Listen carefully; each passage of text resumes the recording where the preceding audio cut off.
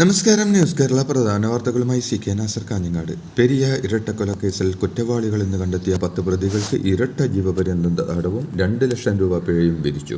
കൊച്ചിയിലെ പ്രത്യേക CBI കോടതിയാണ് വിധി പറഞ്ഞത്. 1 മുതൽ 8 വരെയുള്ള പ്രതികൾക്കും 10-15 പ്രതികൾക്കുമാണ് ഇരട്ട ജീവപര്യന്തവും 2 ലക്ഷം രൂപ പിഴയും വിധിച്ചിരിക്കുന്നത്.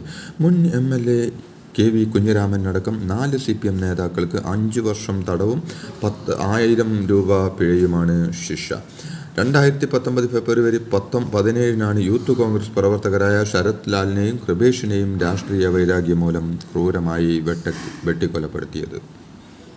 പെരിയ ഇരട്ടക്കൊലക്കേസിന്റെ ശിക്ഷാ പ്രഖ്യാപനത്തിന് പിന്നാലെ ശരത് ലാലിന്റെയും കൃപേഷിന്റെയും സ്മൃതി കുടീരത്തിൽ കെട്ടിപ്പിടിച്ച് പൊട്ടിക്കരഞ്ഞ് അച്ഛനമ്മമാർ.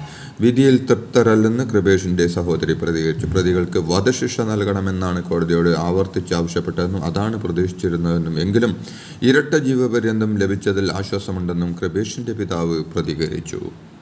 CPM criminal party of India മാർക്സിസ്റ്റാണെന്ന് തെളിയിച്ചുവെന്ന് KC വേണുഗോപാൽ MP പറഞ്ഞു.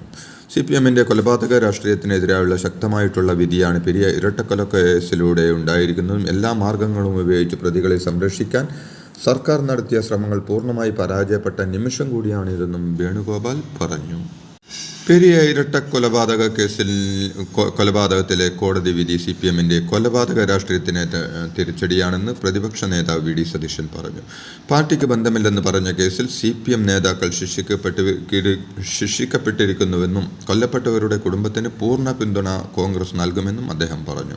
പെരിയ കൊലപാതകം അപൂർവങ്ങളിൽ അപൂർവമായ കേസാണ്. 10 പേരെ വെറുതെ വിട്ട നടപടിയിൽ അപ്പീൽ പോകും. സ്വന്തം ഗ്രാമത്തിൽ രാഷ്ട്രീയ പ്രവർത്തനം നടത്തിയതിനാണ് CPM 2 യുവാക്കളെ കൊലപ്പെടുത്തിയതെന്നും അദ്ദേഹം കൂട്ടിച്ചേർത്തു. പെരിയ ഇരട്ടക്കൊല കേസിലെ പ്രതികൾക്ക് ഇരട്ട ജീവപര്യന്തം തടവ് ശിക്ഷയും പിഴയും വിധിച്ച CBI കോടതി വിധി പ്രതീക്ഷിച്ചതുപോലെ നല്ല വിധിയാണെന്നും വിധി പകർപ്പ് കിട്ടിയതിനു ശേഷം കൂടുതൽ കാര്യങ്ങൾ പരിശോധിച്ച് അപ്പീൽ നൽകുന്ന കാര്യം ആലോചിക്കുമെന്നും പബ്ലിക് പ്രോസിക്യൂട്ടർ Y ബോബി ജോസഫും കൃപേഷിന്റെ ശരത് ലാലിന് കുടുംബ അഭിഭാഷകനായ K പത്മനാഭനും പ്രതികരിച്ചു.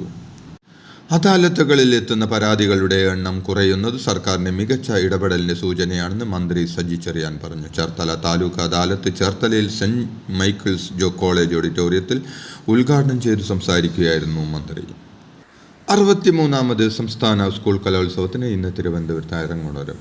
ഏഷ്യയിലെ ഏറ്റവും വലിയ കലോത്സവത്തെ വരവേൽക്കാൻ തിരുവനന്തപുരം നഗരം ഒരുങ്ങിക്കഴിഞ്ഞു. ഇന്ന് രാവിലെ 9-ന് പ്രധാന വേദിയായ സെൻട്രൽ സ്റ്റേഡിയത്തിൽ പൊതുവിദ്യാഭ്യാസ ഡയറക്ടർ S ഷാനവാസ് പതാക ഉയർത്തുന്നതോടെ കലോത്സവത്തിന് ഔപചാരികമായ തുടക്കമാകും. രാവിലെ 10-ന് മുഖ്യമന്ത്രി പിണറായി വിജയൻ ഉദ്ഘാടനം നിർവഹിക്കും.